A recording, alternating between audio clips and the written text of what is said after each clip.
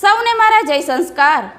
Today I am going to teach you standard 8 Hindi same 2 lesson number 8 हंसना मना है.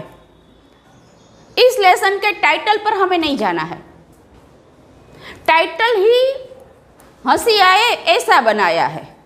Actual में वास्तव में यहाँ पर थोड़े से चुटकुले जोक्स दिए हैं. हंसना सेहत के लिए बेहद ज़रूरी है. हंसना एक दवाई की तरह काम करता है.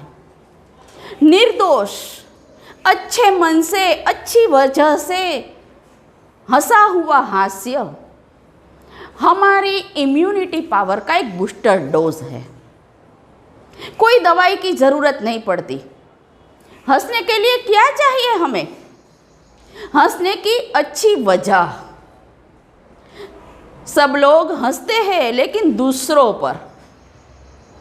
ये बात हमें शोभा नहीं देती. आगे चलकर हमारी सेहत के लिए बहुत ही हानिकारक है. हंसना चाहिए लेकिन दूसरों पर नहीं.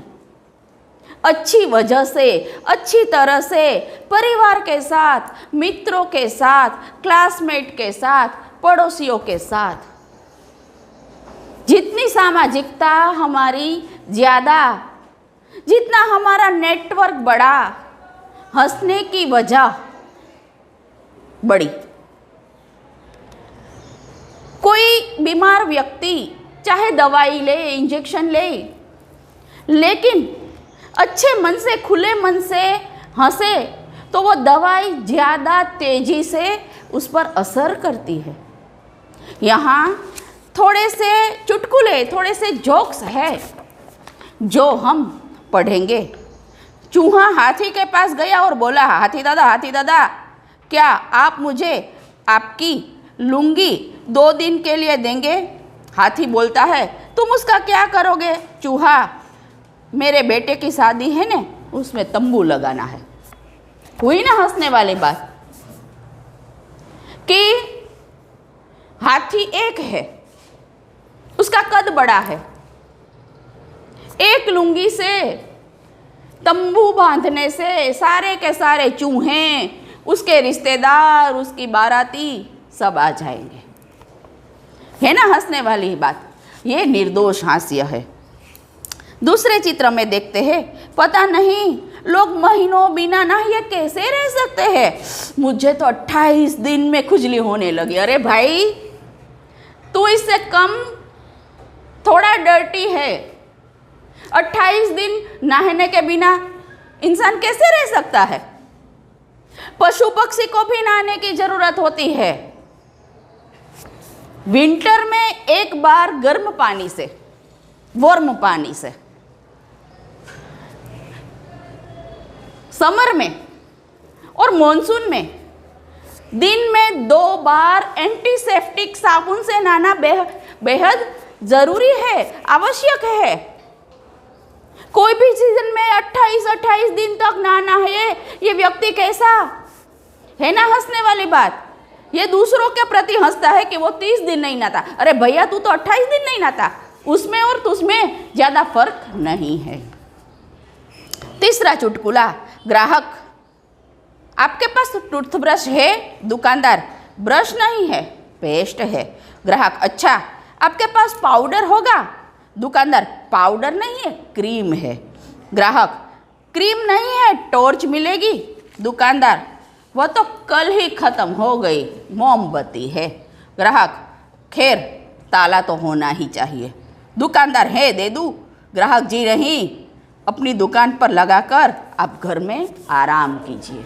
सही बात है. हमारा जो बिजनेस है, हमारी जो दुकान है, हमारा जो व्यवसाय है, उसमें जो चीज़ चाहिए वो तो चाहिए ही.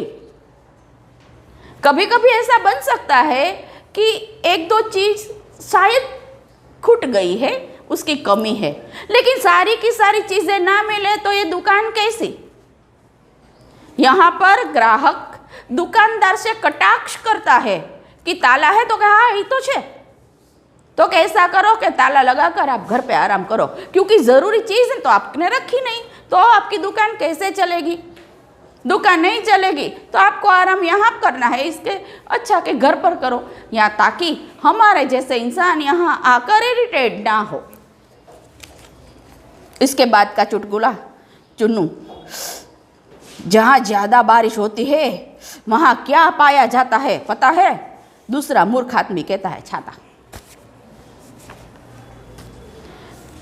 ये बात चुटकुले के स्वरूप में है, लेकिन असल में एक मूर्ख आदमी और एक बुद्धिमान व्यक्ति दोनों आपस में संवाद कर रहे होते हैं ना, तब तीसरे व्यक्ति को आपस में पता नहीं चलता कि इसमें से कौन असल में मूर्ख है, कौन असल में बुद्धिमान है। इसलिए हमें जब पता चले कि इस आदमी में आईक्यू थोड़ा कम है, बुद्धि थोड़ी कम है, बात करनी है लेकिन बहस नहीं करना है। वो अपने तरीके से अपनी समझ से बहस करेगा, बात करेगा, और हम उसका जवाब देने के लिए उसकी लैंग्वेज में उसकी समझ के अनुसार जवाब देंगे, तो तीसरा व्यक्ति वहाँ से गुजरेगा या फिर हमारा संवाद सुनेगा तो वो हमें भी मूर्ख समझेगा। इसलिए हमेशा बुद्धिमान व्यक्ति से मिलो जुलो, उससे बात करो, उससे विचार विमर्श करो। कोई व्यक्ति बुद्धिहीन है, हमें पता चले जा, 5 वाक्य में हम इंसान को पहचान लेते कि इस व्यक्ति में बुद्धि का जो माप है वो कितना है। 5 ही सेंटेंस में व्यक्ति पहचाना जाता है। पहचानना सीखे इंसानों को, बातचीत नहीं करना, ऐसा नहीं करने का, उसका अपमान नहीं करने का, लेकिन उसे बहस नहीं करने का। बारिश होती है, वहाँ क्या होता है? तो हरियाली होती है, पानी होती है, अच्छे लहराते खेत होते हैं, ये सब होता है। इस मूर्ख ने कहा छाता। अरे छाता नहीं तो रेनकोट होगा। लेकिन इस चुटकुले के द्वारा हमें ये सीख मिलती है कि सदैव हमें बुद्धिमानों से ही विचार विमर्श करना है। इसके बाद का चुटकुला, 3 दोस्त आपस में गपशप कर रहे थे। प्रश्न हुआ कि किसी दिन सोकर उठने से हमें क्या पता चले कि हम लखपति हो गए तो हम क्या करेंगे? एक ने कहा हम सीधे पेरिस जाएंगे और खूब मज़े करेंगे। दूसरे ने कहा मैं किसी लाभप्रद कारोबार में रुपया लगाऊंगा।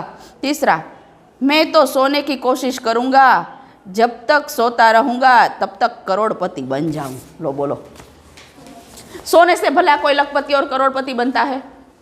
लखपति, करोड़पति, अबजपति करने के लिए मेहनत करनी पड़ती है। अपने सपने को पूरा करने के लिए नींद नहीं करनी है, तो रिच होने का, रईस होने का सपना पूरा होता है।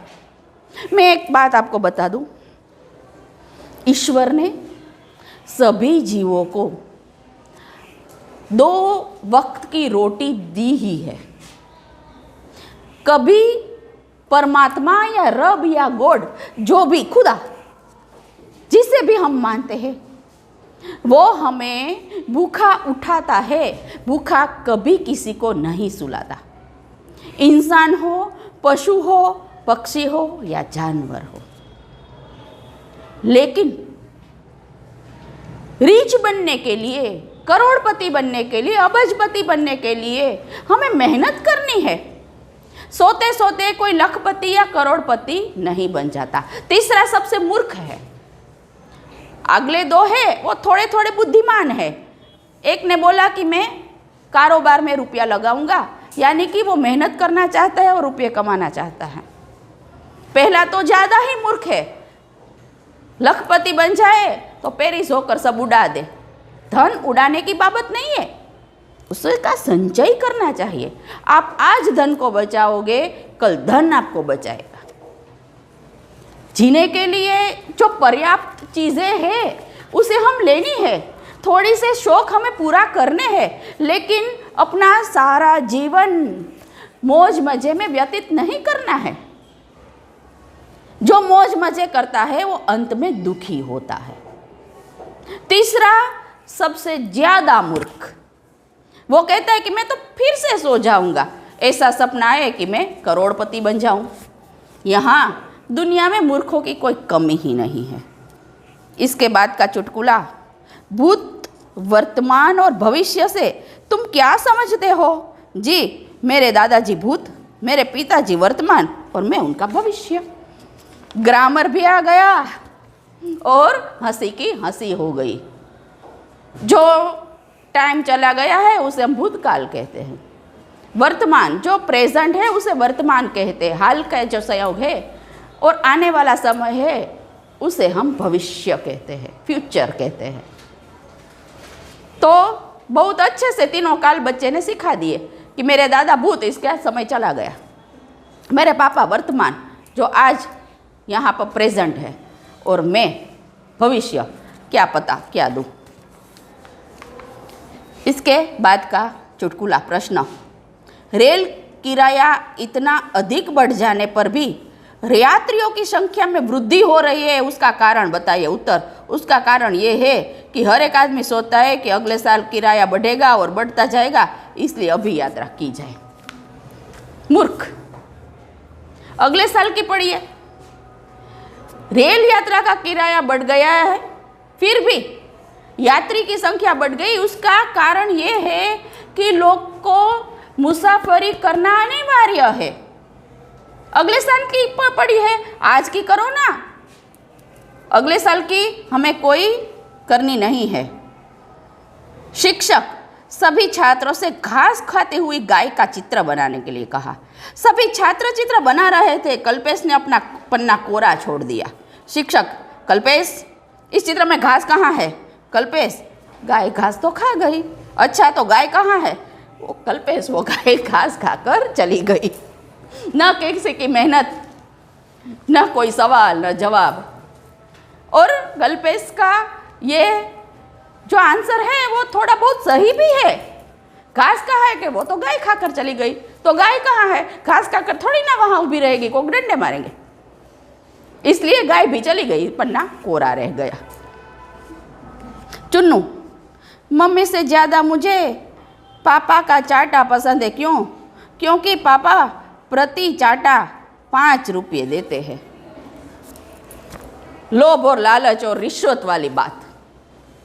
मम्मी जब डांटती है, चाटा मारती है तो अच्छे के लिए मारती है, लेकिन पापा डरते हैं कि कहीं ये समाज में या घर में कहना दे कि उसने मुझे मारा, इसलिए लड़का कुछ बोले नहीं, इसलिए उसको 5 रुपये देते हैं।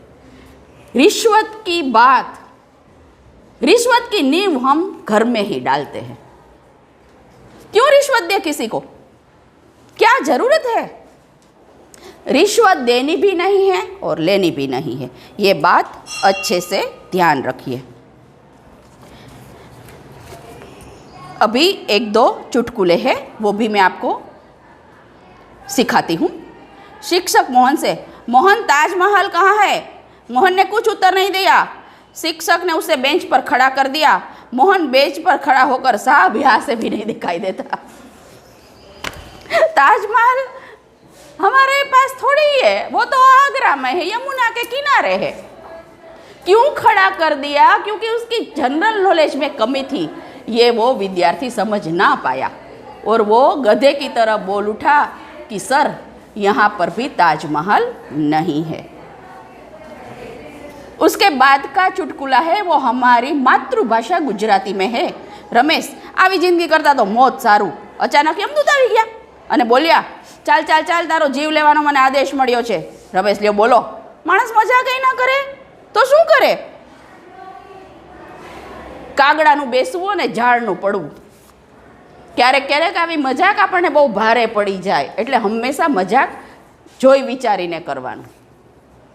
બીજો જોક્સ, બ્રિજેશભાઈ બસમાં ઊભા રહી મુસાફરી કરતા હતા। એક મુસાફરે તેમને બેસવા માટે જગ્યા કરી આપી। બ્રિજેશભાઈ કે મારે બેસવું નથી, મારે બહુ ઉતાવળ છે। અરે ભાઈ, જેમ બસ ચાલશે, જે એની સ્પીડ નિર્ધારિત કરેલી છે એ જ પ્રમાણે ચાલશે ને પહોંચશે। તું બેસીશ કે ઊભો રહીશ એમાં બસની સ્પીડમાં કંઈ ફેર પડે નહીં। માટે હંમેશા મગજ લગાવીને બોલવું, મગજ લગાવીને વાત કરવી।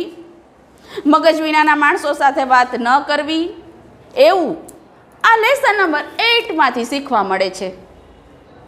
આ લેસન અહીં પૂર્ણ થાય છે. મળીશું એના પછીના વિડીયોઝમાં. ત્યાં સુધી સૌને મારા જય દ્વારકાધીશ.